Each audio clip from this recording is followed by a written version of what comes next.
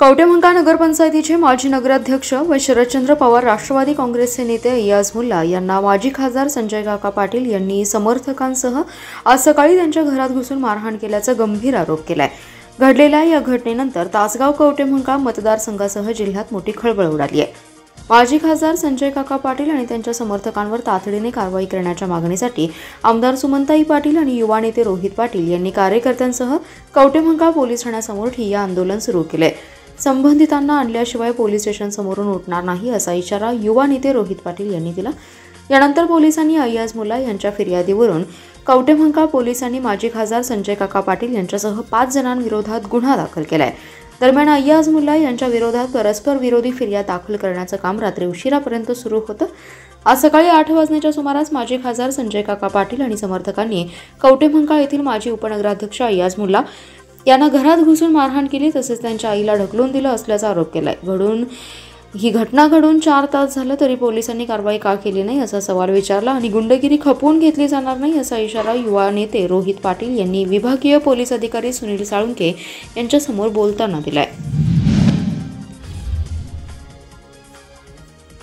मनोज जरांगे पाटील यांच्या मराठा आरक्षणाच्या भूमिकेला खासदार शरद पवार यांनी रत्नागिरीच्या सभेत पाठिंबा दिला। आता पवार मराठा समाजापुरते नेते राहिलेत, त्यामुळे जरांगेच्या आंदोलनातील शरद पवार हे पहिले राजकीय बळी ठरले असल्याचा आरोप वंचित बहुजन आघाडीचे संस्थापक अध्यक्ष ॲडव्होकेट प्रकाश आंबेडकर यांनी केलाय।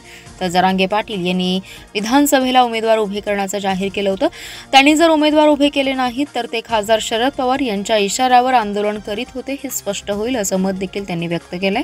वंचित बहुजन आघाडीचे संस्थापक अध्यक्ष प्रकाश आंबेडकर आरक्षण संवाद सभेसाठी सांगलीत आले होते, त्यावेळी त्यांनी पत्रकारांशी संवाद साधला। ते म्हणाले, मनोज जरांगे पाटील यांनी मराठा समाजाला ओबीसी मधून आरक्षण मिळण्यासाठी आंदोलन सुरू केले। या मागणीला आतापर्यंत शरद पवार यांनी शिताफीने टाळलं होतं, पण रत्नागिरीतील सभेत त्यांनी मागणी योग्य असल्याचं जाहीर केले।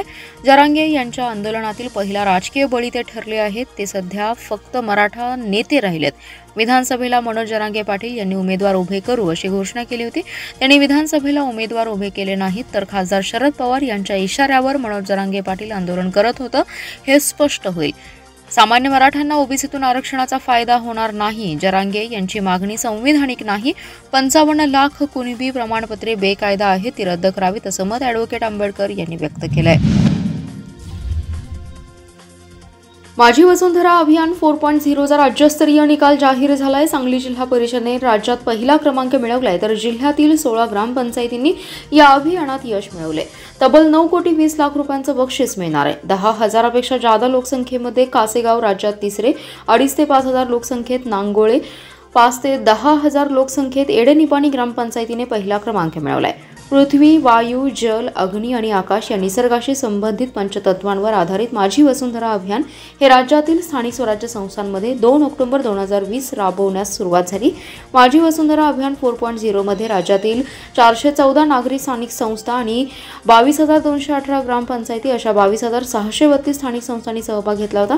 माझी वसुंधरा अभियान 4.0 मध्ये स्थानिक स्वराज्य संस्थांनी अभियान कालावधीत केलेल्या कामाचं डेस्कटॉप मूल्यमापन आणि फील्ड मूल्यमापन त्रयस्थ यंत्रणांमार्फत करण्यात आलं। या दोन्ही मूल्यमापनातील एकूण गुणांच्या आधारे माझी वसुंधरा अभियान 4.0चा निकाल जाहीर करण्यात आला आहे। त्यामध्ये जिल्हा परिषद सांगली राज्यात प्रथम आली आहे।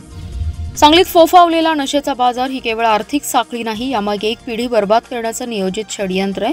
यामागे जिहादी शक्तींचा बिमोड करण्यासाठी जिल्हा प्रशासन आणि पोलिसांनी मवाळ भूमिका सोडली पाहिजे। आम्ही पोलिसांना नशा बाजारातील दलाल आणि अड्ड्यांची नावे देतो, त्यांनी दसऱ्यापर्यंत कारवाई करावी, अन्यथा आम्ही रस्त्यावर उतरू असा इशारा भाजपा किसान मोर्चाचे प्रदेश उपाध्यक्ष आणि नशामुक्ती सांगली मोहिमेचे निमंत्रक पृथ्वीराज पवार यांनी दिलाय। पवार म्हणाले, नशामुक्त सांगली अभियानाला 1 महिन्यापूर्वी आम्ही प्रारंभ केला होता। आजपासून लोक संपर्काची मोहीम राबवली आहे। प्रत्येक सांगलीकर या संकटात भरडला जातोय।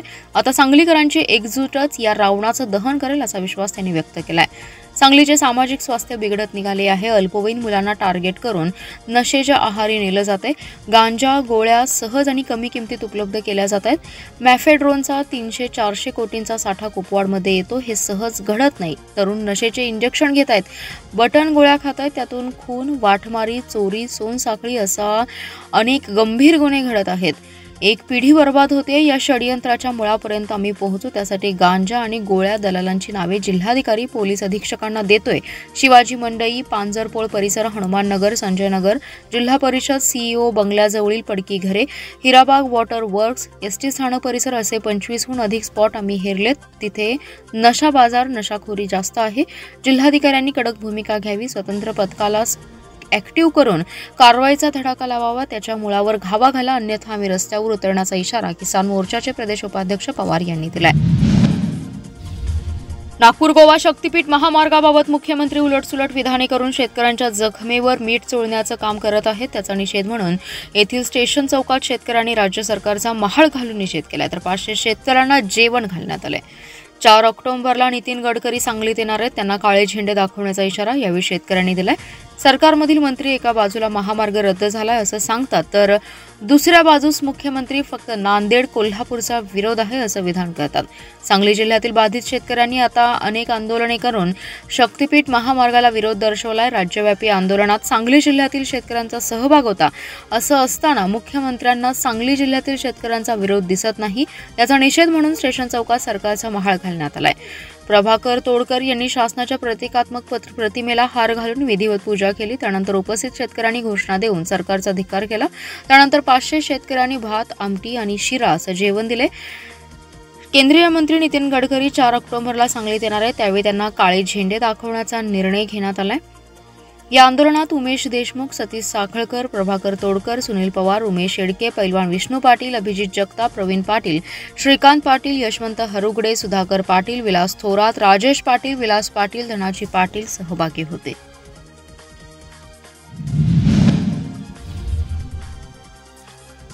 आरग प्राथमिक आरोग्य केंद्रात 3 दिवसांपासून विद्युत पुरवठा खंडित करण्यात आलाय. त्यामुळे या रुग्णालयात रात्री अक्षरशः मेणबत्तीचा वापर करावा लागतोय. पालकमंत्र्यांच्या मतदारसंघातील ही अवस्था खूपच निंदनीय आहे. करोडो रुपयांचा निधी विकास कामाच्या नावाने खर्ची करण्यात येतो, पण आरोग्य विभागाकडे वीज बिल भरण्यासाठी पैसे नाहीत. ही अत्यंत खेदाची बाब आहे. या आरोग्य केंद्रात प्रसूतीची सोय असल्याने गर्भवती महिला या आरोग्य केंद्रात दाखल होत असतात. काही औषधे ही फ्रीजमध्ये ठेवावी लागत असतात. तसेच अत्याधुनिक तंत्रज्ञान हे विजेशिवाय चालत नाही. आरग, बेडक, लक्ष्मीवाडी, शिंदेवाडी अशा पंचक्रोशीतील खूप लोक या रुग्णालयाचा लाभ घेतात. नेहमीच इथे गर्दी असते, पण विद्युत बिल भरण्यासाठी प्रशासनाकडे पैसे नसतील तर निंदनीय प्रकार आहे. याच आरोग्य केंद्रात पडलेल्या फरशा दुरुस्तीसाठी जिल्हा प्रशासनाकडून 15 लाखाचा निधी मंजूर झालाय, पण विद्युत बिल भरायला जिल्हा परिषदकडे पैसे नसतील तर जिल्हा परिषदेच्या कामावर प्रश्नचिन्हच म्हणावं लागेल. त्यामुळे लवकरात लवकर वरिष्ठ विभागाने तातडीने या आरग येथील आरोग्य केंद्रातील विद्युत पुरवठा सुरळीत करावा ही मागणी होतीये. तासगाव तालुक्यातील डोरली फाटा येथील लष्करातील निवृत्त सुभेदार गणपती शिंदे यांच्या डोक्यात लोखंडी रॉड घालून खून केल्याप्रकरणी वैष्णव विठ्ठल पाटील या स्थानिक गुन्हे अन्वेषण शाखेने अटक केली असून हा खून मैताची गाडी विकून पैसे मिळवण्यासाठी आणि गाडी परत मागू नये म्हणून केला असल्याची माहिती पोलीस निरीक्षक सतीश शिंदे यांनी दिली आहे. डोरली फाटा येथे राहत असलेले गणपती धोंडीराम शिंदे यांचा अज्ञाताने घरात घुसून डोक्यात आणि कपाळावर लोखंडी रॉडने मारहाण करून गंभीर जखमी करून खून केल्याची खळबळजनक घटना बुधवारी रात्री घडली होती. या खुनाच्या अनुषंगाने पोलीस अधीक्षक संदीप घुगे यांनी घटनास्थळी भेट देऊन या गंभीर गुन्ह्याची तात्काळ उकल करण्याबाबत स्थानिक गुन्हे अन्वेषण शाखा आणि तासगाव पोलिसांना सूचना केल्या होत्या. समांतर तपासादरम्यान घटनास्थळाचे निरीक्षण आणि इतर गोपनीय माहितीच्या आधारे संशयित वैष्णव विठ्ठल पाटील यांनी हालचालीबाबत संशय निर्माण झाल्याने त्याचा शोध घेण्यासाठी पोलीस पथके सोलापूर आणि उस्मानाबाद या जिल्ह्यात रवाना होऊन तपास करीत असताना स्थानिक गुन्हे अन्वेषणच्या पथकात संशयित वैष्णव विठ्ठल पाटील हा मौजे देवगाव तालुका परांडा जिल्हा उस्मानाबाद येथे असल्याबाबतची माहिती प्राप्त झाल्याने तिथे जाऊन त्यास ताब्यात घेतलं. पोलिसांनी वैष्णवकडे कसून चौकशी केल्यानंतर त्याने मयत यांची स्विफ्ट डिझायर गाडी विकून पैसे मिळवायचे आणि त्यांनी ती गाडी परत मागू नये म्हणून खून केल्याची कबुली दिली आहे. सांगली शहरातील मुख्य रस्त्याखाली असलेल्या ड्रेनेज पाईपचं रोबोटद्वारे सर्वेक्षण करण्यात येणार आहे. त्यासाठी तमिळनाडू येथील सोलिया इंजेसजीटी या कंपनीने महापालिकेला डेमो दिलाय. आयुक्त शुभम गुप्ता यांच्या सूचनेनुसार तमिळनाडू येथील सोलिना इंटेजिटी या कंपनीकडून अंडरग्राऊंड रोबोचा डेमो घेण्यात आला. हा रोबो रस्त्याच्या खाली असणाऱ्या ड्रेनेज पाईपमध्ये 400 फुटापर्यंत जाऊन पाईपचं निरीक्षण करत त्याची स्थिती कळवणार आहे. या टेक्नॉलॉजीमुळे आता रस्ते खुदाईबरोबर अंडरग्राऊंड मेंटेनन्स करण्याचा वेळ आणि खर्च वाचणार आहे. शुक्रवारी छत्रपती शिवाजी महाराज पुतळ्यासमोर असणाऱ्या चेंबरमध्ये याचा डेमो उपायुक्त वैभव साबळे यांच्या उपस्थितीत घेण्यात आला। यावेळी कार्यकारी अभियंता चिदानंद कुर्णे, अभियंता तेजस सहा, विनायक जाधव आणि सोलोना इंटेजिटी कंपनीचे प्रतिनिधी उपस्थित होते। ऑनलाईन फार्मसीमुळे स्त्री भ्रूण हत्या, बनावट प्रिस्क्रिप्शन आणि युवा वर्ग नशेच्या आहारी जाणे आदी गंभीर समस्या निर्माण होणार आहेत। क्लिनिकल एस्टॅब्लिशमेंट कायदा हा आरोग्य सेवा महाग करणारा आहे, त्यामुळे केमिस्ट अँड ड्रगिस्ट असोसिएशनशी चर्चा करूनच कायदा करावा अशी मागणी संधी दिल्यास विधिमंडळात मांडू असं मत काँग्रेसचे शहर जिल्हाध्यक्ष पृथ्वीराज पाटील यांनी केले आहे। मराठा सेवा संघाच्या सांस्कृतिक हॉलमध्ये झालेला संवाद सांगलीसाठी या उपक्रमात सांगलीतील होलसेल आणि रिटेलर्स औषध विक्रेत्यांशी संवाद साधताना ते बोलत होते। प्रारंभी माजी खासदार स्वर्गीय गुलाबराव पाटील यांच्या जीवनावर आधारित माहितीपट प्रदर्शित करण्यात आला। पृथ्वीराज पाटील यांनी आजचा संवाद हा माझ्याच फार्मासिस्ट बांधवांच्या होम पिचवर आहे। फार्मसी प्रश्नांची सोडवणूक ही माझी कमिटमेंट आहे। आपलाच प्रतिनिधी म्हणून विधिमंडळात आपला सांगलीचा आवाज असेल असं मत व्यक्त केलं। यावेळी रावसाहेब पाटील, विनायक शेटे, सुशील हडदरे, सागर साठे, सचिन सकळे, रवींद्र वळवडे, युवराज शिंदे, मीना मदने, अविनाश पोरे, अमोल गोटखिंडे, सुनील नलावडे, राहुल जाधव, डॉक्टर जयपाल चौगुले, फिरोज शेख, महेश कोलप उपस्थित होते। सूत्रसंचालन प्राध्यापक ND बिरनाळे यांनी केलंय। मिरज तालुक्यातील बेडग गावचे सुपुत्र, सांगली जिल्हा पोलीस दलात कार्यरत असणारे मल्हारी अशोक खाडे यांचं अल्पशा आजारानं आज निधन झालंय। त्यांचं बेडग येथील स्मशानभूमीत आज सांगली पोलीस दलाच्या उपस्थितीत शासकीय इतमामात मानवंदना देऊन अंत्यसंस्कार करण्यात आलेत। यावेळी मिरजेचे उपअधीक्षक प्रणिल गिल्डा, मिरज ग्रामीण पोलीस ठाण्याचे पोलीस निरीक्षक भैरव तळेकर, MIDC पोलीस ठाण्याचे प्रभारी अधिकारी भांडवलकर यांनी पुष्पचक्र वाहिलं। तसेच 2008 सालाचे सर्व पोलीस कर्मचारी तसेच ग्रामस्थ मोठ्या संख्येने उपस्थित होते। मल्हारी खाडे यांच्या निधनाची बातमी समजताच संपूर्ण गावावर शोककळा पसरली।